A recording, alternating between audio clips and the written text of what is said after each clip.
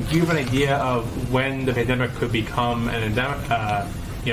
Could cease to be a pandemic, and what does the end game look like at this point? Yeah, I do not know. I would refer you to public health experts, the CDC. That's not something that we're zeroing in on. Our focus is to make sure we do everything we can to save lives and get people vaccinated.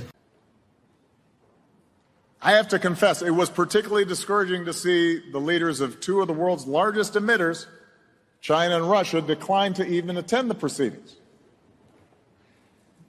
And their national plans so far reflect what appears to be a dangerous lack of urgency, a willingness to maintain the status quo on the part of those governments. And that's a shame.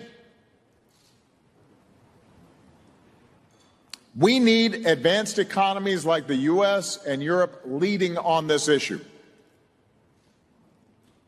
But you know the facts. We also need China and India leading on this issue. We need Russia leading on this issue, just as we need Indonesia and South Africa and Brazil leading on this issue. We can't afford anybody on the sidelines.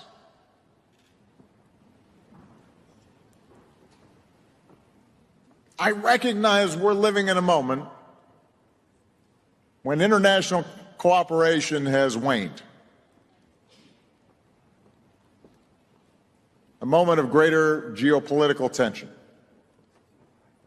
and stress, in part because of the pandemic, in part because of the rise of nationalism and tribal impulses around the world. And yes, in part because of a lack of leadership on America's part for 4 years on a host of multilateral issues. I understand that it's harder to get international cooperation. There are more global tensions.